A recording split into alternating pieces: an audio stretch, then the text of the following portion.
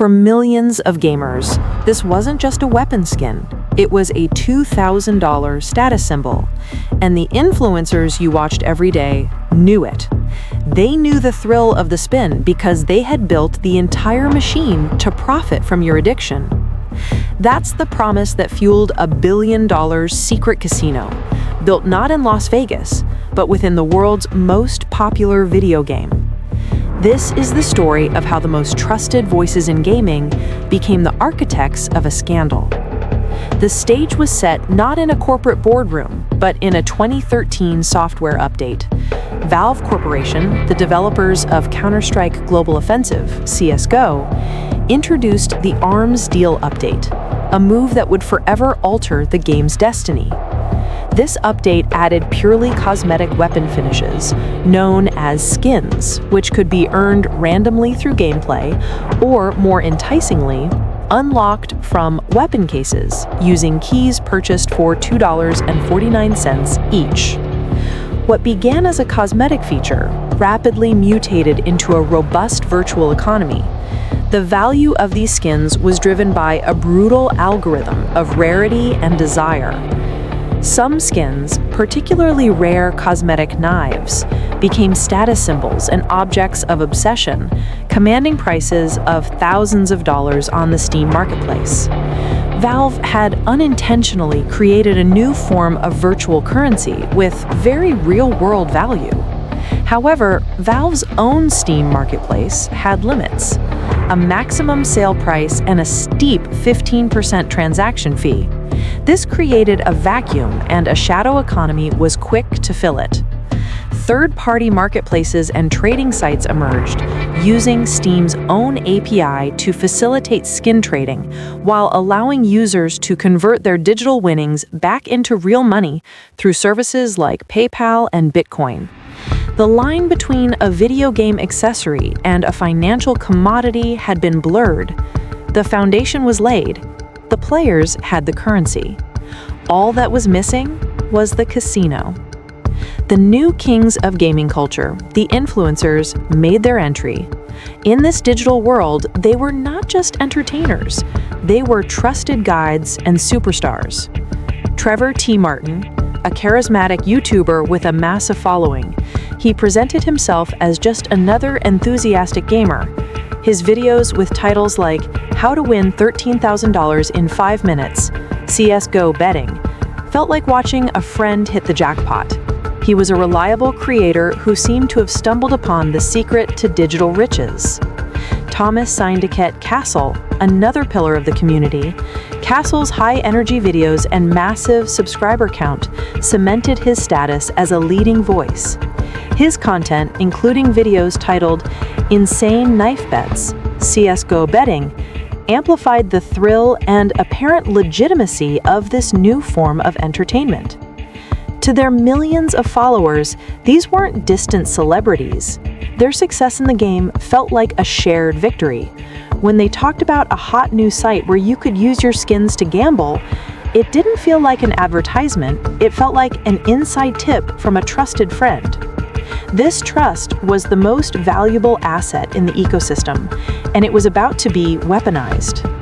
The conditions were perfect. There was a demand for skin trading, a currency with real value, and a generation of players eager for new thrills.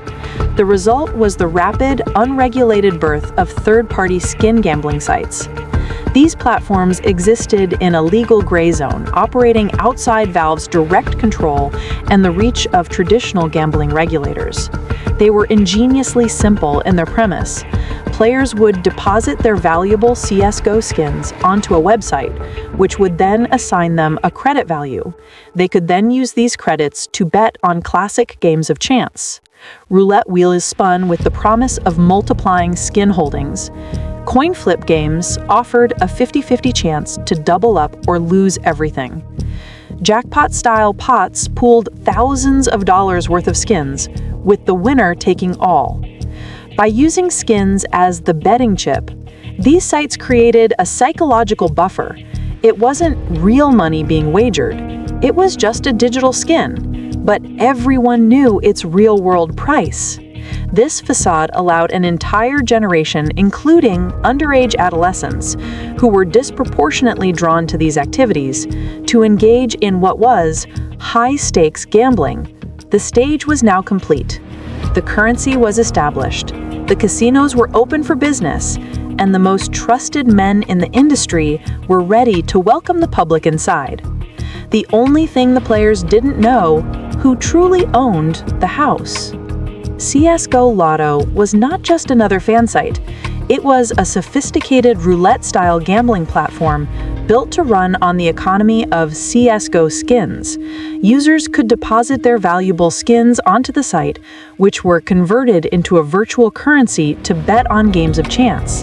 For every transaction, CSGOLotto collected a fee, creating a direct revenue stream from the pockets of its users into the company's coffers. This was a business designed for profit, but to the outside world, it was presented as just another exciting corner of the internet for gamers. With the casino built, Martin and Castle launched a marketing campaign that was as effective as it was deceptive. They took to their massive YouTube channels not as owners or executives, but as regular gamers who had just stumbled upon something amazing. Their videos were masterclasses in manufactured excitement, designed to look like spontaneous, authentic reactions. Titles screamed with the thrill of easy money. How to win $13,000 in 5 minutes, CSGO betting from Martin, and insane knife bets, CSGO betting from Castle. In one particularly brazen post, Martin tweeted, "Made $13,000 in about 5 minutes on CSGO betting. Absolutely insane." Another social media post showed him winning 2 betting pools with the caption, "Unreal, won 2 back-to-back CSGOLotto games today on stream, $13,000 in total winnings." The language was carefully crafted to maintain the illusion. Martin was later cited in the FTC complaint for saying in a video, "We found this new site called CSGOLotto," a statement the FTC noted was stupid given he was the company's president. The core of the deception was what they didn't say. They never disclosed their ownership stake in the company they were so enthusiastically promoting. They were effectively shilling for their own product, presenting their endorsements as the independent, impartial reviews of enthusiastic consumers, which was a direct violation of advertising guidelines. Understanding that their word alone might not be enough, Martin and Castle established an influencer program that paid other popular gaming personalities, some with large dedicated followings of their own, to promote CSGOLotto. The payments were substantial, ranging from $2,500 to a staggering $55,000 per promotion. These influencers were paid in cash, free skins, or both, and were contractually barred from saying anything negative about the site. However, just like the owners, these paid promoters largely failed to adequately disclose their financial relationships to their audiences. If disclosures were made at all, they were often hidden below the fold in video description boxes, requiring viewers to click a "More" link to see them. This created a wall of seemingly authentic, independent praise for CSGOLotto, further obscuring the true ownership and manufacturing a perception of organic, widespread hype that was in fact bought and paid for. The House of Cards began to tremble when the Federal Trade Commission, the nation's primary consumer protection agency, took an unprecedented step. In 2017, for the first time in its history, the FTC filed a complaint against individual social media influencers, Trevor TmarTn and Thomas Syndicate Castle. This was not merely a warning shot, it was a landmark moment that would redefine the rules of influencer marketing and establish that online celebrity did not exempt anyone from federal trade law. The FTC's investigation revealed a sophisticated deception. Martin and Castle weren't just enthusiastic patrons of CSGOLotto, they were its president and vice president, directly profiting from an 8% service fee on every transaction.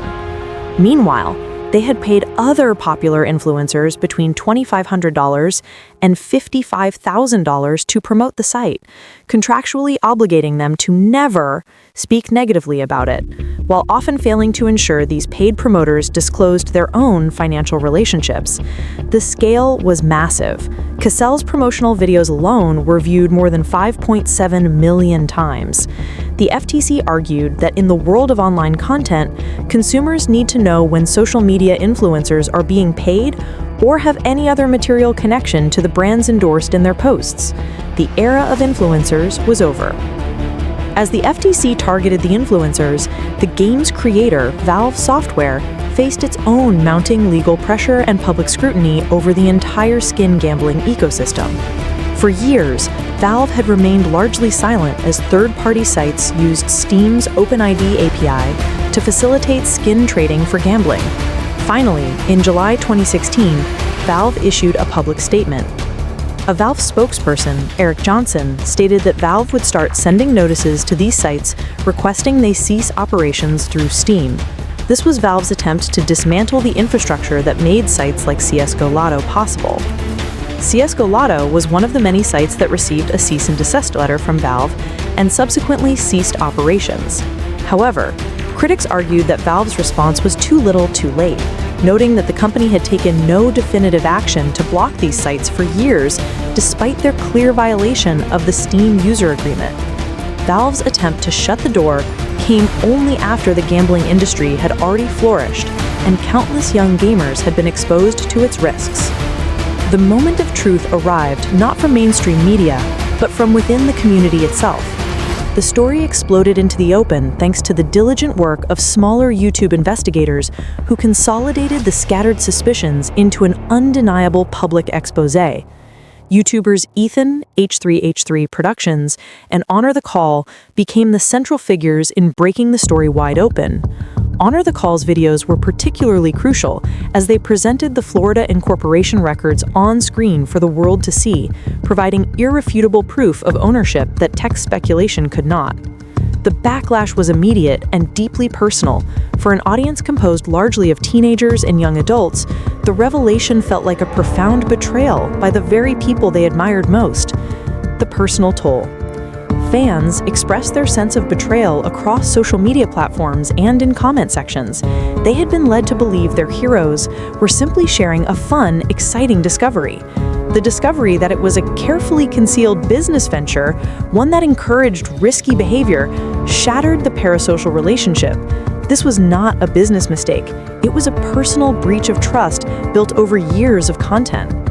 Faced with irrefutable evidence, Martin and Cassell's response was a masterclass in failed crisis management. Their attempts to downplay the situation only poured gasoline on the fire of public outrage. Cassell took to Twitter with a mixed message. I apologize to anyone who feels misled. I do, however, stand very firmly behind the fact that CSGOLotto has never and will never scam or steal from players. This conditional apology shifted blame onto the fans for feeling misled rather than accepting responsibility for the deception. Martin's initial response was even more damaging. In a since-deleted YouTube video, he claimed the ownership was never a secret and had always been public info.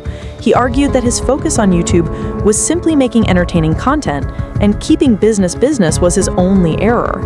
This defense collapsed completely in the face of his own on-camera behavior, where he pretended to have just discovered the site. For an audience largely composed of young fans, the incident was a harsh lesson in learning that not all heroes wear capes. Some wear corporate logos they forgot to mention they owned.